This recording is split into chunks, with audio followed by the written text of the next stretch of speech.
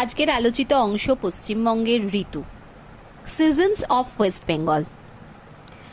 পশ্চিমবঙ্গের অক্ষাংশগত অবস্থান ও সূর্যের বার্ষিক আপাত গতির কারণে দিন রাত্রির দৈর্ঘ্যের হ্রাস বৃদ্ধি লক্ষ্য করা যায়। আসে চক্রাকারে ঋতু। পশ্চিমবঙ্গে আমরা মূলত চারটি প্রধান ঋতুর প্রাদুর্ভাব দেখতে পাই, বা চারটি প্রধান ঋতুর বৈশিষ্ট্য আমরা স্পষ্টভাবে দেখতে পাই।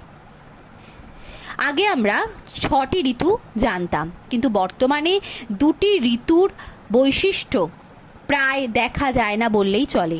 তাই সেই 6টি ঋতু থেকে পশ্চিমবঙ্গকে এখন মূলত 4টি ঋতুর আওতায় আনা হয়েছে। অর্থাৎ যদি প্রশ্ন আসে পশ্চিমবঙ্গে মূলত কটি ঋতু দেখা যায়, তাহলে আমাদের উত্তর হবে পশ্চিমবঙ্গে মূলত 4টি ঋতুর উপস্থিতি অনুভব করা যায়। এই 4টি ঋতু হল গ্রীষ্মকাল, বর্ষাকাল, শরৎকাল ও শীতকাল। প্রথম আসি গ্রীষ্মকাল। এই গ্রীষ্মকাল মূলত মার্চ মাসের প্রথম সপ্তাহ থেকে লক্ষ্য করা যায়। দার্জিলিং পার্বত্য অঞ্চল বাদে পশ্চিমবঙ্গে প্রায় সর্বত্র এই সময় উষ্ণতার পরিমাণ বাড়তে থাকে, হয় 30 ডিগ্রি থেকে 36 ডিগ্রি সেলসিয়াস। তৃতীয় সপ্তাহে এর উষ্ণতা 38 ডিগ্রি থেকে 40 ডিগ্রি সেলসিয়াস এবং এপ্রিল মাসে 40 থেকে 44 ডিগ্রি সেলসিয়াস হয়। তবে উল্লেখযোগ্য যে শহরাঞ্চলে মূলত ইন্ডাস্ট্রি এলাকাগুলিতে যেখানে কলকারখানার পরিমাণ বেশি, সেই সমস্ত অঞ্চলে তাপমাত্রা 40 থেকে 45 ডিগ্রি সেলসিয়াস পর্যন্ত উঠে যায়। পশ্চিমবঙ্গে গ্রীষ্মকাল মোটামুটিভাবে শুষ্ক। নিম্নচাপের প্রভাব বাড়লে কখনো কখনো আমরা লক্ষ্য করি যে বজ্র বিদ্যুৎ সহ ঝড় বৃষ্টি। বৈশাখ মাসে মূলত অর্থাৎ গ্রীষ্মকালের বিকেলবেলা, বৈশাখ মাসের বিকেল বেলায় গভীর নিম্নচাপ সৃষ্টি হলে হঠাৎ করে ঝড় বৃষ্টি বা বজ্র বিদ্যুৎ সহ বৃষ্টির প্রভাব লক্ষ্য করা যায়। একে কাল বৈশাখী বলা হয়। এরপর আসি বর্ষাকাল। মূলত দক্ষিণ পশ্চিম মৌসুমি বায়ুর প্রভাবে গ্রীষ্মের দাবদাহ যখন প্রকটভাবে গোটা পশ্চিমবঙ্গকে গ্রাস করে রাখে, সেই সময় গভীর নিম্নচাপ সৃষ্টি হয় এবং দক্ষিণের সমুদ্র থেকে আসা জলীয় বাষ্পপূর্ণ বাতাসের ফলে পশ্চিমবঙ্গে দেখা যায় বর্ষাকালের প্রভাব। এই সময় গড় বৃষ্টিপাত হয় 125 থেকে 200 সেমি। সবথেকে বেশি বৃষ্টিপাত দেখা যায় আলিপুরদুয়ার জেলার বক্সার ডুয়ার্স অঞ্চলে।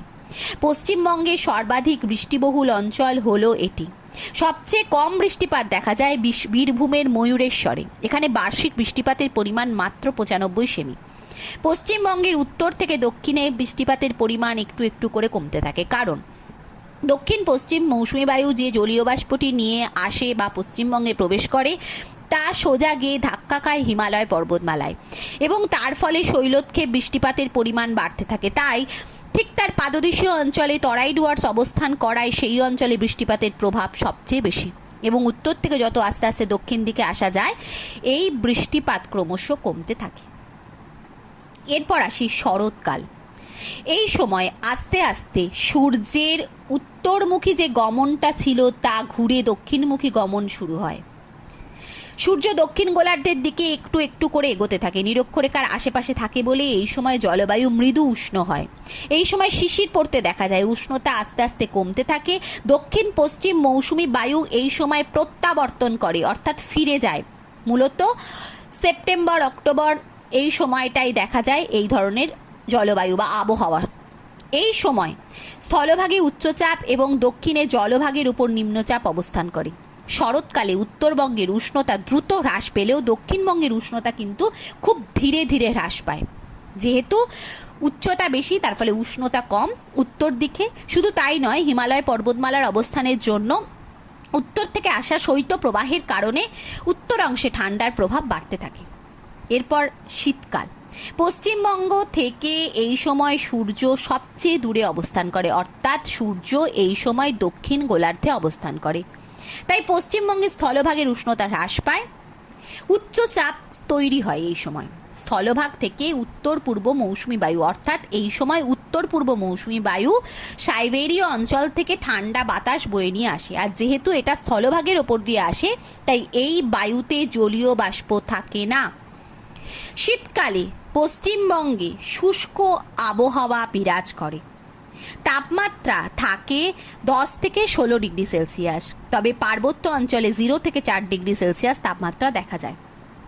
উত্তর থেকে দক্ষিণে তাপমাত্রা বাড়তে থাকে এবং পশ্চিম থেকে পূর্ব দিকে ক্রমে কমতে থাকে। পশ্চিম দিকে অর্থাৎ পুরুলিয়া জেলার কাছাকাছি সেই সমস্ত জায়গায় তাপমাত্রা অনেক বেশি থাকে, পূর্ব দিকে তুলনামূলকভাবে কম থাকে।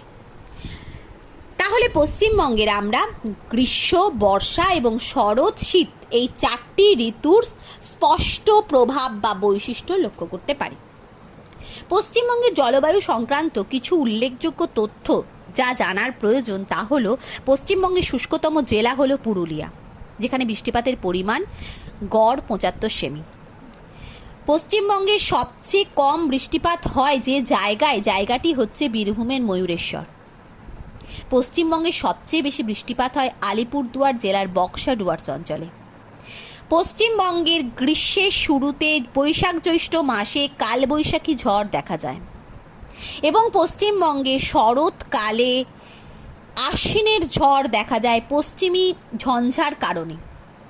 পশ্চিমবঙ্গের জলবায়ুতে মৌসুমী বায়ুর প্রভাব সবচেয়ে বেশি লক্ষ্য করা যায়। এরপর আলোচনা করি পশ্চিমবঙ্গের জলবায়ুতে মৌসুমী বায়ুর প্রভাব। পশ্চিমবঙ্গের জলবায়ু অনেক অংশে নির্ভর করে পশ্চিমবঙ্গের মাঝখান দিয়ে যাওয়া কর্কট ক্রান্তি রেখার উপর। কর্কট ক্রান্তি রেখা প্রসারিত হওয়ার কারণে জলবায়ু ক্রান্তীয় প্রকৃতির, অর্থাৎ মৌসুমী বায়ু একটি সাময়িক বায়ু প্রবাহ। বলতে পারি আমরা স্থলবায়ু এবং সমুদ্র বায়ুর বৃহৎ সংস্করণ হল মৌসুমী বায়ু। এই বায়ুর প্রভাবে ক্রান্তীয় এই যে জলবায়ু, পশ্চিমবঙ্গে কর্কট ক্রান্তি রেখা বিস্তৃত হওয়ার জন্য যে ক্রান্তীয় জলবায়ু দেখা যায়, সেটাকে মিলেমিশে আমরা বলতে পারি পশ্চিমবঙ্গের জলবায়ু ক্রান্তীয় মৌসুমী জলবায়ুর অন্তর্গত। পশ্চিমবঙ্গে জলবায়ুর ওপর মৌসুমী বায়ুর যে প্রভাবগুলি স্পষ্ট লক্ষ্য করা যায়, তার প্রথম হলো বৃষ্টিপাতের প্রভাব। পশ্চিমবঙ্গে মোট বৃষ্টিপাতের 90% ঘটে দক্ষিণ পশ্চিম মৌসুমী বায়ুর প্রভাবে। তাই গ্রীষ্মের শেষ প্রান্তে বা বর্ষাকালে সর্বাধিক বৃষ্টিপাত লক্ষ্য করা যায়। আর শীতকালে বিপরীতমুখী বায়ু প্রবাহিত হয়, অর্থাৎ গ্রীষ্মকালে দক্ষিণ পশ্চিম মৌসুমী বায়ু প্রবাহিত হয়, শীতকালে উত্তর পূর্ব মৌসুমী বায়ু প্রবাহিত হয়। আর উত্তর দিকে কোনো জলভাগ না থাকায় এই বায়ু শুষ্ক হয়। উষ্ণতা মে মাস বাদে সারা বছরই পশ্চিমবঙ্গে গ্রীষ্মকালীন আবহাওয়া থাকে 40 ডিগ্রি সেলসিয়াসের কাছে। শীতকালে তাপমাত্রা তুলনামূলকভাবে কমতে থাকে, তবে উত্তরের পার্বত্য অঞ্চলে যতটা তাপমাত্রা কমে, ক্রমশ দক্ষিণ দিকে তাপমাত্রার পরিমাণ কিন্তু ততোধিক কমে না। তাপমাত্রার পরিমাণ যথেষ্ট থাকে, মূলত 15 থেকে 16 ডিগ্রি তাপমাত্রা থাকে দক্ষিণ অংশে, উত্তর অংশে থাকে 0 থেকে 5-10 ডিগ্রি সেলসিয়াসের মধ্যে। ঋতু পরিবর্তনের প্রভাব সূর্যের আপাত গতি এবং মৌসুমী বায়ুর আগমন ও প্রত্যাগমনের উপর নির্ভর করে পশ্চিমবঙ্গের জলবায়ুতে 4টি প্রধান ঋতু প্রভাব লক্ষ্য করা যায়: গ্রীষ্ম, বর্ষা, শরৎ এবং শীত। বায়ুর প্রবাহের উপর প্রভাব জুন মাসে পশ্চিমবঙ্গের স্থলভাগের উপর, যেহেতু এপ্রিল মে বা বলতে পারি মার্চ এপ্রিল মে এই সময় প্রচণ্ড উষ্ণতার কারণে স্থলভাগের উপর গভীর নিম্নচাপের সৃষ্টি হয়। আর সেই নিম্নচাপের হালকা হয়ে যাওয়া বাতাসকে ভরাট করার জন্য, মানে যেটা উঠে যাচ্ছে ওপরের দিকে, সেই ফাঁকা জায়গাটাকে ভরাট করার জন্য দক্ষিণ দিক থেকে সমুদ্রের ওপর থেকে যে বাতাস দক্ষিণ পশ্চিম মৌসুমী বায়ু ছুটে আসে এবং তার ফলে গোটা পশ্চিমবঙ্গে বৃষ্টিপাত ঘটায়। এই সময় পশ্চিমবঙ্গে দক্ষিণ পশ্চিম মৌসুমী বায়ুর প্রভাবে যে বৃষ্টিপাত ঘটে তা 15ই অক্টোবরের পর থেকে আস্তে আস্তে সেটা সরতে শুরু করে এবং তার প্রভাব আস্তে আস্তে জলভাগের উপর গিয়ে পড়ে। অর্থাৎ শীতকালে তখন স্থলভাগের উপর উচ্চচাপ এবং জলভাগের উপর নিম্নচাপ দেখা যায়। তাই উত্তর পূর্ব মৌসুমী বায়ু তখন আস্তে আস্তে পিছন দিকে ঘুরতে থাকে, অর্থাৎ দক্ষিণ পশ্চিম মৌসুমী বায়ুর বিপরীতমুখী বায়ু প্রবাহ লক্ষ্য করা যায়। এছাড়া আর্দ্র গ্রীষ্ম ও শুষ্ক শীতকাল, অর্থাৎ গ্রীষ্মকাল আর্দ্র, যেহেতু দক্ষিণ পশ্চিম মৌসুমী বায়ু সমুদ্র থেকে জলীয় বাষ্পপূর্ণ বাতাস বয়ে নিয়ে আসে, তাই আর্দ্র গ্রীষ্মকাল, এবং শীতকালে উত্তর পূর্ব মৌসুমী বায়ু শুষ্ক ঋতু বিরাজ করায়। বৃষ্টিপাতের অসম বন্টন আমরা জানি মৌসুমী বায়ু খামখেয়ালি, কখনো আগমন ঘটে দ্রুত, কখনো আগমন ঘটে দেরিতে। যে বছর দ্রুত আগমন ঘটে এবং বৃষ্টিপাত পরিমাণ বেশি হয় সে বছর বন্যা যেমন দেখা দেয়, যে বছরে আবার বৃষ্টিপাত কম হয় বা দেরিতে আসে মৌসুমি বায়ু সে বছর খরার প্রবণতাও লক্ষ্য করা যায়। তাই বৃষ্টিপাতের অসম বন্টন পশ্চিমবঙ্গের জলবায়ুকে ভীষণভাবে প্রভাবিত করে। খরা ও বন্যাকে প্রভাবিত করে এই মৌসুমি জলবায়ু। মোটামুটিভাবে 15ই জুন পশ্চিমবঙ্গে মৌসুমি বায়ু প্রবেশ করে, তবে মৌসুমি বায়ু পশ্চিমবঙ্গে ঢুকতে দেরি হলে খরার প্রভাব দেখা যায় এবং রাজ্যের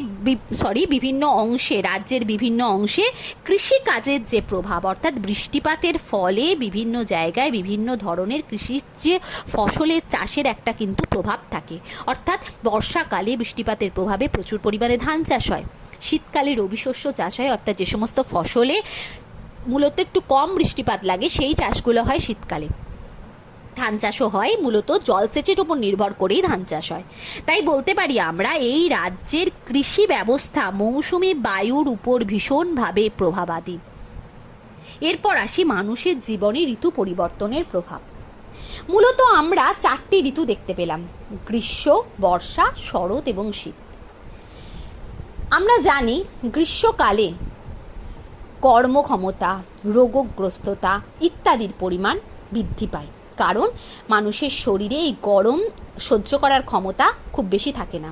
বিভিন্ন ধরনের যেমন জলবাহিত রোগ, আন্ত্রিক, টাইফয়েড, ডায়রিয়া, জন্ডিস ইত্যাদি বিভিন্ন রোগ, জ্বর, জ্বালার প্রভাব লক্ষ্য করা যায়। শুধু তাই নয়, গরমের হাত থেকে রেহাই পাওয়ার জন্য মানুষ হালকা সুতির পোশাক পরিধান করে, বিভিন্ন হালকা সহজপাচ্য খাবার দাবার খায়। খাদ্যাভ্যাসেরও ক্ষেত্রেও গ্রীষ্ম, বর্ষা, শরৎ এবং শীতের মধ্যে একটা বিপরীতধর্মী অবস্থান লক্ষ্য করা যায়। গ্রীষ্মকালে যত মানুষ হালকা খাবার খায়, শীতকালে কিন্তু মানুষ নানা রকম সবজি, নানা রকম খাবার দাবার খেতে পারে। এছাড়া উৎসবেরও পরিবর্তন লেগেই থাকে। একইভাবে আবার শরৎ এবং শীতকালে মূলত সেই সময় আবহাওয়া বা জলবায়ু এমনই থাকে, সেই সময় মানুষ অনেক বেশি ক্লান্তি কম আসে, মানুষের কর্মক্ষমতা বৃদ্ধি পায়। পোশাক আশাকের ক্ষেত্রেও পরিবর্তন লক্ষ্য করা যায়, তাপমাত্রা যেহেতু কমে তাই শীতের পোশাক পরতে থাকে মানুষ। খাদ্যাভ্যাস দেখলেও মানুষের বোঝা যায় সেই সময় মানুষের ভালো ঘুম, ভালো খাওয়া দাওয়া রুচি আসে। শুধু তাই নয়, এই সময় বিভিন্ন ধরনের সবজি পাওয়া যায় বাজারে, বাঁধাকপি, ফুলকপি, মটরশুঁটি, আলু, গাজর, বিট, মূলো ইত্যাদি নানান সবজি পাওয়া যায়। তো এই সময় উৎপাদিত ফসলেরও ভ্যারাইটি লক্ষ্য করা যায়। শুধু তাই নয়, উৎসবের ক্ষেত্রেও এই সময় দুর্গাপূজা, পৌষ পার্বণ, ঈদের খুশি ইত্যাদি নানান উৎসব, এমনকি আমাদের দেশেও যীশুখ্রিস্টের জন্ম বা 25 ডিসেম্বর পালিত হয়। এইভাবেই শীতকালে কিন্তু বিভিন্ন অনুষ্ঠানের মধ্য দিয়ে মানুষের জীবনযাত্রায় মানুষের কর্মক্ষমতা, রোগগ্রস্ততা, পোশাক আশাক, ফসল উৎপাদিত, খাদ্যাভ্যাস, উৎসব বিভিন্ন ক্ষেত্রে মানুষের জীবনযাত্রায় ঋতুর একটা গুরুত্বপূর্ণ প্রভাব লক্ষ্য করা যায়।